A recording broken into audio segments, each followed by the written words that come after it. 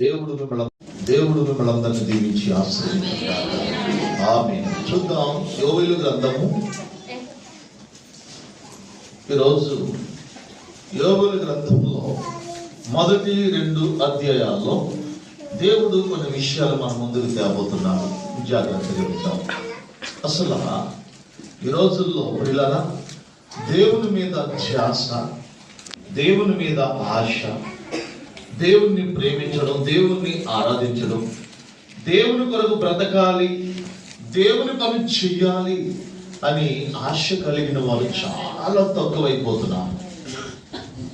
చాలా మంది మేము దేవుణ్ణి నమ్ముకున్నాం, దేవునిలో ఉన్నాం అనుకుంటున్నారు, కానీ కష్టాల పాలైపోతున్నారు, ఉగ్రత పాలైపోతున్నారు, నష్టాలు కొని తెచ్చుకుంటున్నారు కొంతమంది. అయితే కారణం దేవునిలో మనము సరిగా ఉండకపోతే, అర్థమవుతుందా? దేవునిలో మనము సరిగా ఉండకపోతే దేవుడు మనలను సరి చేస్తాడు.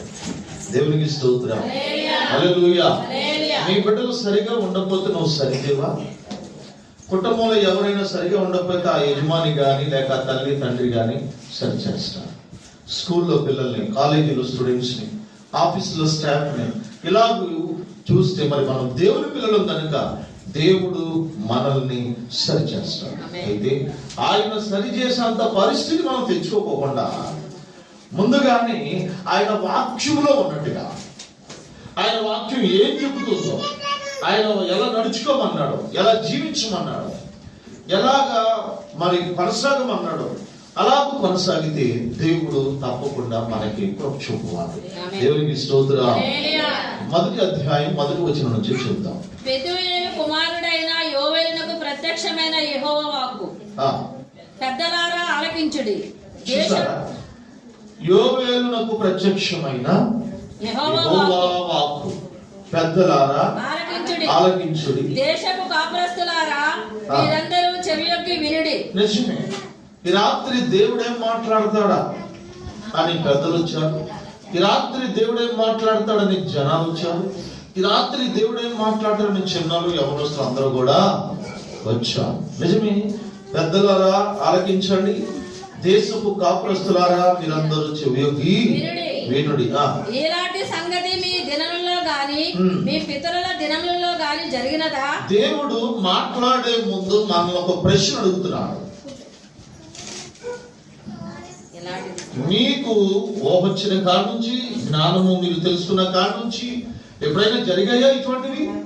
ఇంతకు ముందు ఎప్పుడైనా జరిగాయా అని దేవుడు ప్రశ్నిస్తున్నాడు. ఎంతకేంటది ఆ జరిగింది ఏమిటి అని అంటే చదువుదాం. 3వ వచనం నుంచి చదువుదాం. ఈ సంగతి మీ బిడ్డలకు తెలియజేయడి, వారు తమ బిడ్డలకును ఆ బిడ్డలు రాబో తరము వారికి తెలియజేయుదురు. చూసారా, దేవుని విషయాలు మనం తెలుసుకోవాలి, మన బిడ్డలకి తెలియజేయాలి. దేవుని విషయాలు మనం తెలుసుకోవాలి, మన బిడ్డలకి మనం తెలియజేయాలి, వారి బిడ్డలకి వారు తెలియజేయాలి. అలాగా తెలియజేస్తూ దేవుని మార్గంలో మనము, మన కుటుంబం, మన బిడ్డలు ఉండాలి. కానీ నువ్వే దేవుని సంగతులు తెలుసుకున్నప్పుడు నీ బిడ్డలకి ఏం చెప్తావు? నీ బిడ్డలకే నువ్వు చెప్పినప్పుడు వారి బిడ్డలకి ఏం చెప్తారు? అందువల్ల దేవుడు అంటున్నాడు, మీ బిడ్డలకు తెలియచేయాలి, వారు తమ బిడ్డలకు, ఆ బిడ్డలు రాబో తరము వారికి. ఎందుకు జరిగిన సంగతి ఏమిటి?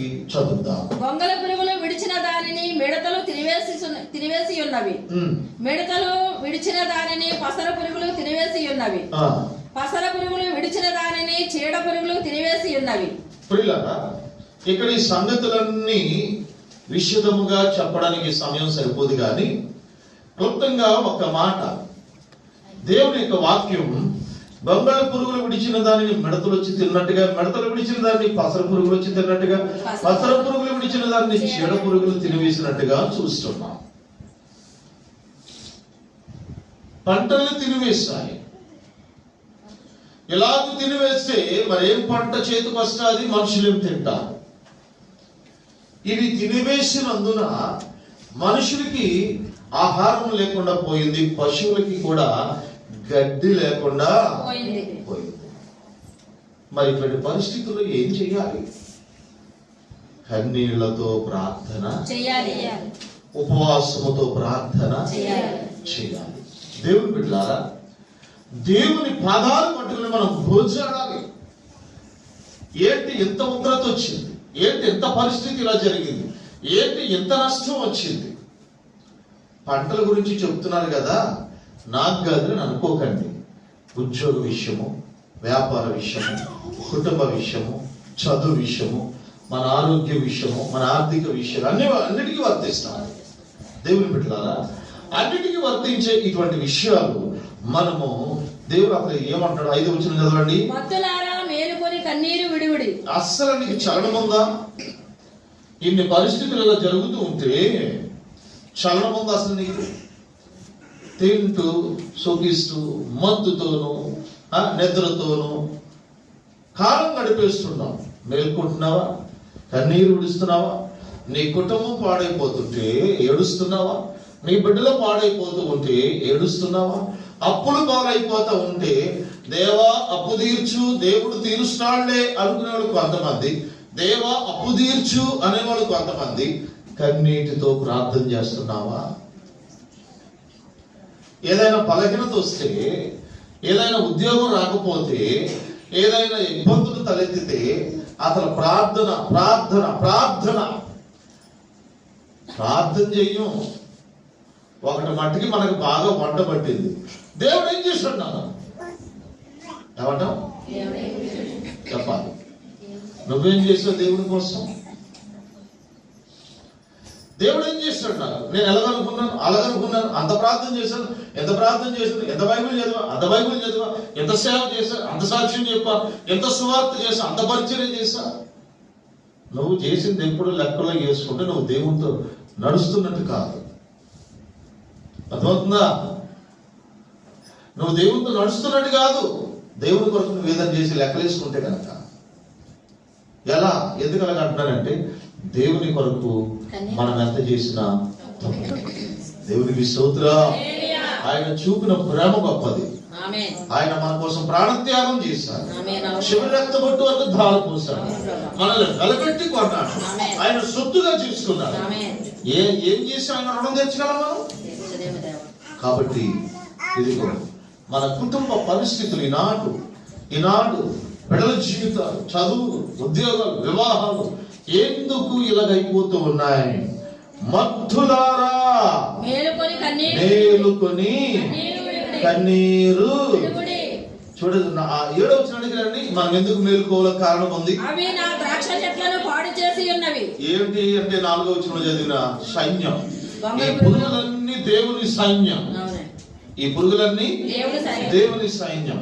7వ వచనంలో దేవుడికి అవి నా ద్రాక్ష చెట్లను పాడు చేస్తున్నవి, నా అంజూరపు చెట్లను దుద్దునేలుగా కొరికి ఉన్నవి. బెరడు ఒలిచి వాటిని పారవేయగా చెట్ల కొమ్మలు తెలిపాయను. ఎంత ఘోరమాట! ఎవరైనా నరికి చెక్కితే దాని బెరడు వస్తుంది. ఇవాళ చేసేసాయి. కొంతమంది కోలుకోలేని దెబ్బలు తింటున్నారు. కారణం ఏంటంటే మనము దేవుల్లో సరిగా ఉండకపోవడం వల్ల. దేవుళ్ళు మనం సరిగా ఉంటే మన గాయాలన్నీ కట్టేవాడు, మన బంధకాలన్నీ విడుదల చేసేవాడు ఆయన. దేవుని బిడ్డలారా, బెరడు ఒలిచి పారవేయగా చెట్ల కొమ్మలు తెలిపాయి. కాబట్టి మనం ఏం చేయాలి? ఎంతో వచ్చినాం.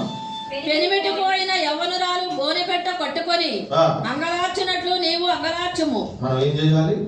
గోనె పట్ట కట్టుకొని అంగలార్చాలి. గోనె పట్ట కట్టుకొని అంగలార్చాలి. గోనె పట్ట అంటే ఉపవాసము. దేవునికి స్తోత్రం, దేవునికి స్తోత్రం. యాక్చువల్లీ పాత నిబంధనలో ఉపవాసం ఉన్నవాళ్ళు ఉపవాసం ఉండడానికి పద్ధతి ఏంటంటే, గోనె సంచులు తెలుసు కదా, ఇప్పుడు కనపడతలేదు, ఎవరు వాడతలేదు. ఇంతకు ముందు అడపా దడప అక్కడక్కడ కనపడే, ఇప్పుడు అసలు కనపడతలేదు. మరి అర్థమైందా? ఆ గోనె పట్ట అంటే గోనె సంచులు మరి చక్కగా మనం ఇలాగ నడవడానికి కట్టేసుకుని ఉపవాసముతో లేదంటే మేదేసుకుని నడని కట్టేసుకుని మేదేసుకుని ఉపవాసముతో బూడిదలో కూర్చోవాలి, ఏడుస్తూ ప్రార్థన చేయాలి. ఎందుకంటే ఆ బిడ్డలు కూడా రాకోకుండా ఈ గోను పట్ట మనల్ని మేలు కొలుపుతూ ఉంటుంది. అర్థం కాలేదు మీకు? దేవునికి స్తోత్రం, హల్లెలూయా. ఆ బిడ్డలతో కూడా రాకోకుండా నీకు ఈ గోను పట్ట ఈ బూడిద ఏం చేస్తే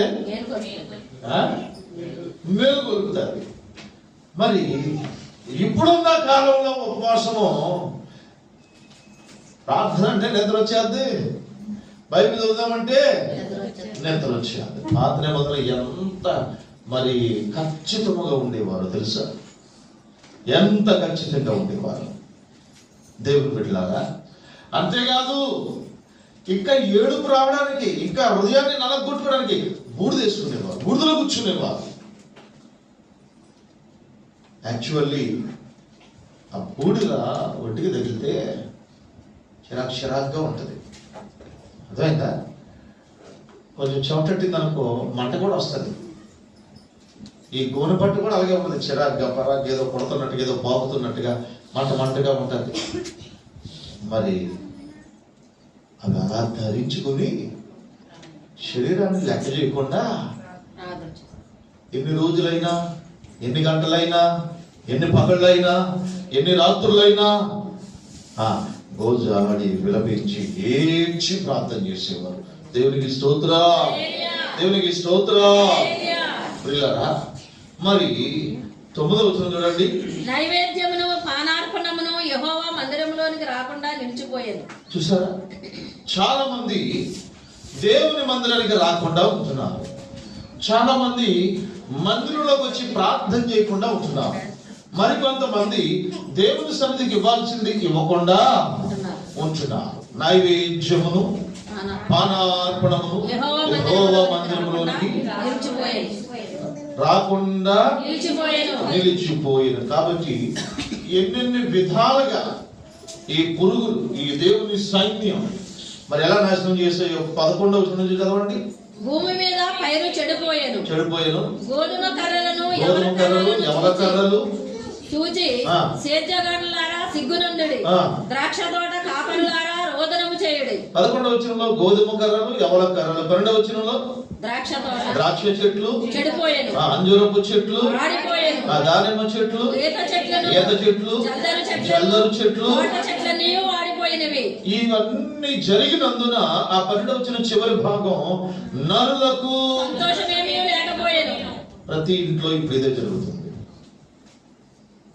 ప్రతి ఇంట్లో ఇప్పుడు ఇదే జరుగుతుంది. ఏ ఇంట్లోనూ నెమ్మది లేదు, ఏ మనిషికి సుఖం లేదు. ఎంత సంపాదిస్తున్నా, ఎంత పని చేస్తున్నా, ఎంతగా ప్రయాసపడుతున్నా, ఎంతగా భరిస్తున్నా, ఎంతగా ఓర్చుకుంటున్నా సంతోషము లేదు. కారణం నీకు నెమ్మదంటూ సంతోషం అంటూ దొరుకుతుందంటే అది దేవుని సన్నిధిలో. హల్లెలూయా. ఇంకా నువ్వు సంతోషం అంటున్నావంటే అది యేసయ్య పాదాల దగ్గరే. దేవునికి స్తోత్రం కలుగును గాక. ఇదిగో నరులకు సంతోషమేమీ లేకపోయేను. ఉద్యోగం ఉంది, సంతోషం లేదు. వ్యాపారం ఉంది, సంతోషం లేదు. పని ఉంది, సంతోషం లేదు. జీతం ఉంది, సంతోషం లేదు. సంపద ఉంది, సంతోషం లేదు. దేవుని బిడ్డ, నరులకు సంతోషం. కుటుంబాల్లో నెమ్మది లేదు, సంతోషము లేదు. కుటుంబాల్లో నెమ్మది లేని స్థితిలో మనం ఉన్నాం. మనము మన పాపమే మనల్ని వెంటాడుతూ ఉంటుంది, మన తిరుగుబాటే వెంటాడుతూ ఉంటుంది, మన ద్రోహమే వెంటాడుతూ ఉంటుంది. ఏది క్రమమో ఏది అక్రమమో మరి మనం తెలుసుకోగలగాలి. చాలా మంది మానాల్సినవి మానరు, అలవాట్లు మానరు, ఆశలు మానరు, మరి దేవుని కూడా దుఃఖపెడుతూ ఉంటారు. ఇలా ఇటువంటి పనులు మనలో ఉంటే మనకేం సంతోషం ఉంటుంది? మనకేం సంతోషం ఉంటుంది? చూడండి, ఇంకా చూద్దాం. 14 వచ్చిన 11 వచ్చిన 11 ప్రతిష్ఠించుడి. 13 నుంచి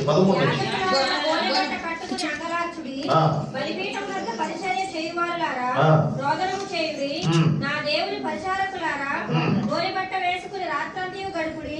ఇక్కడ ఎలా చెప్తున్నాడు? 9వ వచనం చివరి భాగం చూడండి. యెహోవాకు పరిచర్య చేయు యాజకులు అంగలార్చుచున్నారు. దేవుని సేవకులు ఎంతగానో విలపిస్తారు. దేవుని సేవకులు, దేవుని యాజకులు ఎంతగాని ప్రభువా ఎంతగాని కోసాడతారు. దేవుడు అంటున్నాడు, యాజకులు చేస్తున్నారు విజ్ఞాపన ప్రార్థనలు. 9వ వచనం అంటున్నాడు ఆయన. ఈ 13వ వచనానికి ఇంకా గోనపట్టు వేసుకుని రాత్రి అంతా గడుపుడి అంటున్నాడు. 14వ వచనం చూద్దాం. ఉపవాస దినము ప్రతిష్ఠించుడి, వ్రత దినము ఏర్పరచుడి. అందుకే ఈ 3 దినాలు దేవునికి స్తోత్రం. చదువుదాం. యెహోవాను బతిమాలుకొనుటకై పెద్దలను దేశములోని జనులందరినీ. యెహోవాను ఏం చేయాలి మనం? ఈ 3 దినాలు ఏం చేయాలి? దేవునికి స్తోత్రం, దేవునికి స్తోత్రం. దేవుని బిడ్డలారా 16వ వచనం చదువుదాం. మనము చూచుచుండగా మన దేవుని మందిరములో ఇక సంతోషమును ఉత్సవమును నిలిచిపోయేను. మనకు ఆహారము నాశనమాయేను. మన ఆహారము నాశనమైపోయేను. ఇలా పొందించుకుని ఇలా పాడైపోతుంది. వంటల పెట్టినవి గంట కూడా ఉండలే, 2 గంటలు కూడా ఉండలేదు. ఇది మరి ఉదయం ఉండేది మధ్యాహ్నం సాయంత్రం పాడైపోతున్నాయి. ప్రవచనాలండి ఇవన్నీ.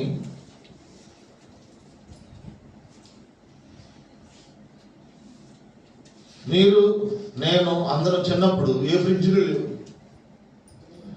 3 రోజులు 2 రోజులు అని చెక్ చేయలేదు కాదు. అందులో దేవునికి స్తోత్రం. గుర్తుందా మీకు ఎవరికన్నా? చెప్పాలి. 3 రోజులైనా పోయేది కాదు, 2 రోజులైనా. ఇప్పుడు ఒక్క పూటకే ఆహారం నాశనం అయిపోతుండే కొంది. దేవుని బిడ్డలారా వాక్యం చెప్తుంది ఎంత ఘోరంగా ఉందంటే. మరి ఇంకా చూద్దాం. 17వ వచనం. విత్తనము మంటి బిడ్డల క్రింద కుళ్ళిపోవుచున్నది. రైతులు విత్తుతున్నారు, ఫలితం ఉంటలే. రైతు విత్తనాలు ఇదివరకు విత్తితే మొలకలు వచ్చాయి, ఇప్పుడు కుళ్ళిపోతున్నాయి. మీకు ఈ సంగతి తెలుసా? ఈ మధ్య 2-3 దగ్గర పల్లెటూళ్ళలో భూమిని సాగు చేసి వ్యవసాయం చేసి పంటలు పండించడానికి ఎవరు ముందుకు వస్తలేదట. అంటున్నారు ఈ మాట. ఎవ్వరు కూడా. మీకు ఎవరికైనా వ్యవసాయం మీద ఆశ ఉంటే కొన్ని ఊళ్ళో ఫ్రీగా ఇస్తున్నారంట, పంపిస్తాం. దేవునికి స్తోత్రం, హల్లెలూయా. వ్యవసాయం మీద ఆశ ఉంటే చెప్పండి, పంపిస్తాం అంటున్నారు. అదా సిగ్గు అలా వదిలేస్తే బాగోదు కదా. ఫ్రీగా ఇస్తాం, చేసుకోమన్నా చేసుకోవట్లేదు. ఫలితం ఉంటలే. దేవుని బిడ్డలారా అంచె దినాల్లో ఉన్న మనం చాలా జాగ్రత్తగా బ్రతకాలి. ఇక పశువుల సంగతి 17వ వచనం వచ్చే వరకు 18వ వచనానికి వచ్చేయండి. మేత లేక పశువులు కూడా మొరపెడుతున్నాయి.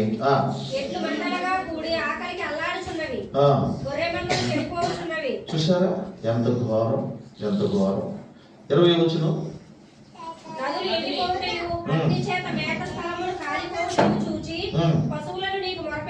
పశువులను నీకు. ఈ మొదటి అధ్యాయములో జరిగిన పరిస్థితులను బట్టి మనం ఎంతగా దేవునికి ప్రార్థిస్తే అంత మంచిది. 2వ అధ్యాయం 1వ వచనం. ఈ సియోను కొండ మీద బాగా ఊదుడి, నా పరిశుద్ధ పర్వతం మీద హెచ్చరిక నాదము చేయుడి. ఇక అజాగ్రత్తగా అనాలోచనగా నామకార్థంగా దేవునికి దూరంగా దేవుని సన్నిధికి దూరంగా ఉండడానికి వీలే. సియోను కొండ మీద బాగా ఊదిడి. ఎందుకంటే దేవుని దినము వచ్చేస్తా ఉన్నది కనుక. నా పరిశుద్ధ పర్వతం మీద హెచ్చరిక నాదము చేయుడి. యెహోవా దినము వచ్చుచున్నదనియు అది సమీపమాయననియు దేశ నివాసులందరూ వణుకుదురుగాక. ఆ దినము అంధకారమయముగా ఉండును, మహాంధకారము కమ్మును. నమ్మును. చూసారా? ఇంక కావాలంటే మీరు ఈ 2వ అధ్యాయంలో చదువుకుంటూ వెళ్ళండి. దేవుని బిడ్డలారా, దేవుని దినం ఎంత భయంకరమైనదో, ఇటువంటి కార్యాలు జరుగుతాయి, ఇటువంటి పరిస్థితులు జరుగుతాయో స్పష్టంగా ఈ అధ్యాయంలో రాయబడింది. ప్రతి మాట, ప్రతి వచనం, ప్రతి లైన్ మీరు అర్థం చేసుకోండి. ఎందుకంటే అంచె దినాలు, భయంకర దినాలు, రాకడ దినాలు, ఈ భూమి మీద ఇటువంటి పరిస్థితులు, ఇటువంటి సంభవాలు జరుగుతాయి. వివరంగా ఉంది. అయితే 11వ వచనానికి రండి ఒకసారి. యెహోవా తన సైన్యమును నడిపించుచు ఉరుము వలె గర్జించుచున్నాడు. ఆయన కంటే బహు గొప్పదై ఉన్నది. ఆయన ఆజ్ఞలు నెరవేర్చున్నది బలము గలది. యెహోవా దినము బహు భయంకరము, బహు భయంకరము, దానికి తాళగలవాడెవడు? అందుకే 12వ వచనం, ఇప్పుడైనను మీరు ఉపవాసం ఉండే కన్నీరు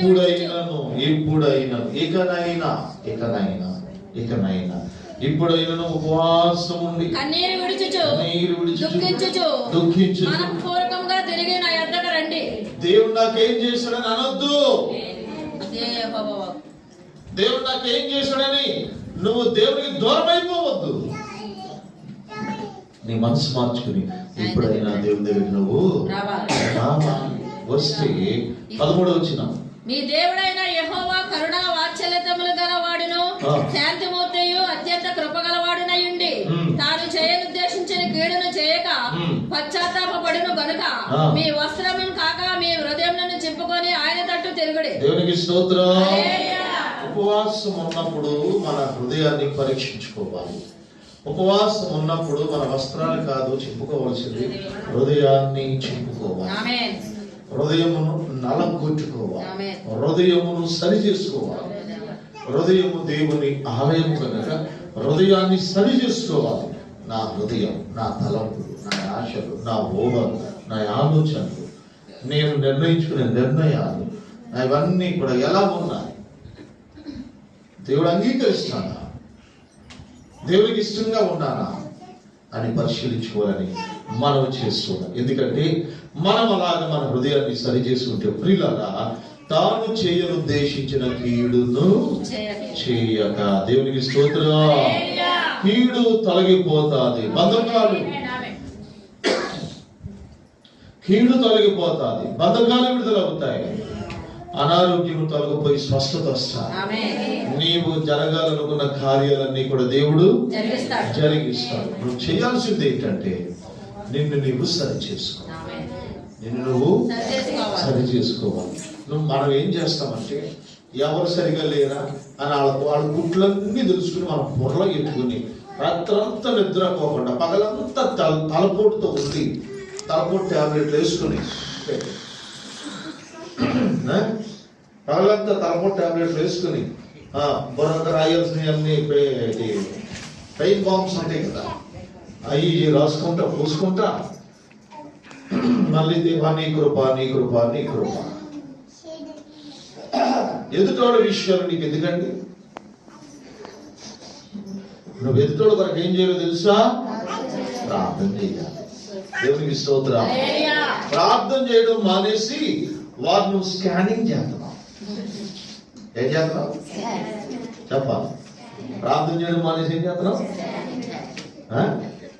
నెంబర్ 1 స్కాన్ లో స్పెషలిస్ట్ ఎవరంటే నువ్వే. ఆ స్కానింగ్ రూమ్ లో కూడా పనికిరాడు. అర్థమైందా? ఎదుటి స్కాన్ చేస్తానే ఉంటాయి, ఎదుటి స్కాన్ చేస్తానే ఉంటాయి, ఎదుటి స్కాన్ చేస్తానే ఉంటామ్మా. నీ హృదయం ఎలా ఉందో పరిశీలించుకో. ఇంకా చూద్దాం ప్రియులారా, 17వ వచనానికి రండి.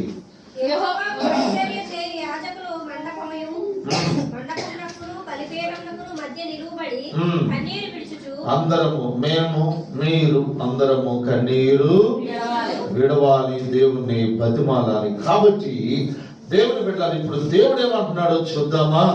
18వ వచనం చదువుదాం. అప్పుడు యెహోవా తన దేశమును బట్టి రోషము పూని తన జనుల ఎడల జాలి చేసుకొనెను. దేవుడు నీ ఎడల జాలి పడును గాక, మన ఎడల జాలి పడును గాక, మన విషయములో కృప చూపును గాక. 20వ వచనంలో చివరి భాగంలో ఉన్నట్టు గొప్ప కార్యములు చేసెను. దేవుడు ఏ కార్యాలు చేశాడు?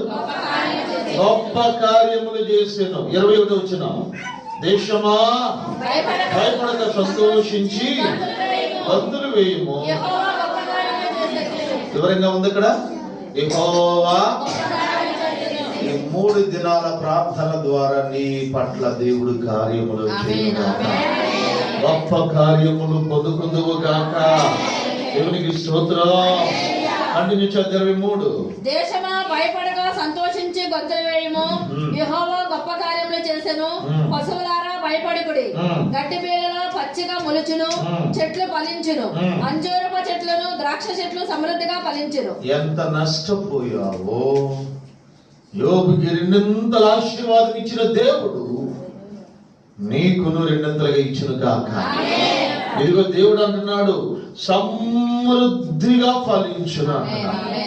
నీ చదువులో సమృద్ధి అనే దీవెన, నీ ఉద్యోగంలో సమృద్ధి అనే దీవెన, నీ వ్యాపారంలో సమృద్ధి అయినా దీవెన. చూద్దాం 23 కంటిన్యూ చేద్దాం. సియోను జనులారా ఉత్సహించి మీ దేవుడైన యెహోవా యందు సంతోషించుడి. తన నీతిని బట్టి ఆయన తొలకరి వర్షమును మీకు అనుగ్రహించును. వాన కురిపించి పూర్వమందు వలె తొలకరి వర్షమును కడవరి వర్షమును మీకు అనుగ్రహించును. 25 చేద్దాం. మీరు కడుపారా తిని తృప్తి పొంది మీ కొరకు వింత కార్యములను జరిగించిన మీ దేవుడైన యెహోవా నామమును. అందరూ కూడా కడుపారా తింటారంటే ఈ వాక్యమే కాదు. దేవునికి స్తోత్రం. హల్లెలూయా. స్తోత్రం చెప్పండి అందరూ. ఈ రోజు 3 పూటలో తింటున్నామంటే ఈ వాక్యమే కారణం. దేవునికి స్తోత్రం. కొంతమందికి చిన్న సైజ్, పెద్ద సైజ్, మీడియం సైజ్ కొండలు ఉన్నాయంటే ఈ వాక్యమే కారణం.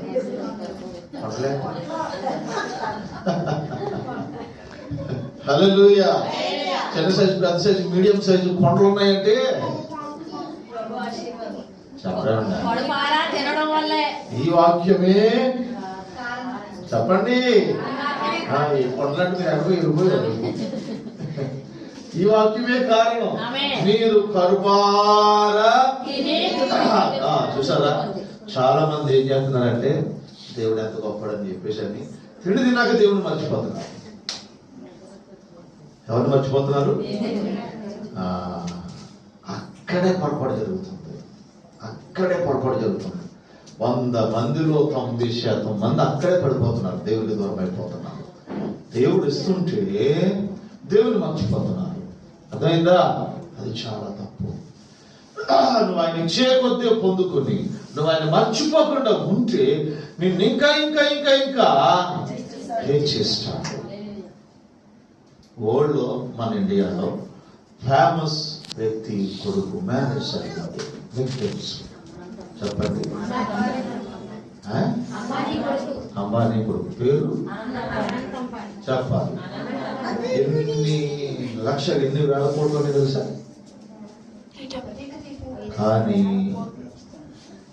కానీ దేవుని వాక్యం చెప్తుంది. ఇది వినండి. చూడమని పట్టించుకోండి, వినండి, ఏం పర్లేదు.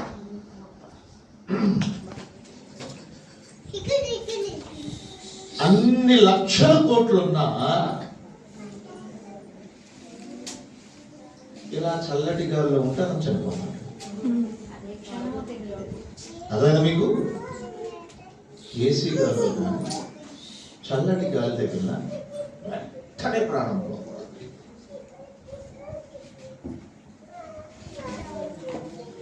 మరి దేవుడు నీకంత కృప చూపాలి. దేవునికి స్తోత్రం. దేవునికి స్తోత్రం. దేవుని వాక్యం చెప్తుంది. దేవుని వాక్యం చెప్తుంది. ఇంకా చూద్దాం ప్రియులారా, ఈ దేవుణ్ణి మరి 26 వచ్చినారండి. నా జనులకి నన్నటికనే సిగ్గునందరు. అప్పుడు ఇశ్రాయేలీయుల మధ్య ఉన్నవాడును నేనే మీ దేవుడునైన యెహోవాననియు నేను తప్ప వేరొక దేవుడును లేడనియు మీరు తెలుసుకొందురు. నా జనులు ఇక నన్నడను సిగ్గునందక ఇందురు. నమ్మిన వాళ్ళు స్తోత్రం చెబుదాం. నమ్మిన వాళ్ళు స్తోత్రం చెబుదాం. నా దేవునికి ఎన్నడను, నా దేవునికి ఎన్నడను. 3వ అధ్యాయం 10వ వచనం చివరి భాగం మాట చదివించి ముగిస్తాను. బలహీనుడు నేను బలహీనుడను. అది బలహీనుడు నేను బలహీనుడను అని అనుకోకూడదు. ఏమనుకోవాలో దేవుడు చెప్తున్నాడు. బలహీనుడు ఏమనుకోవాలంట? నేను బలాఢ్యుణ్ణి. స్తోత్ర. ఏమనుకోవాలంట? బలాఢ్యుణ్ణి. కన్ను మూసుకుందాం.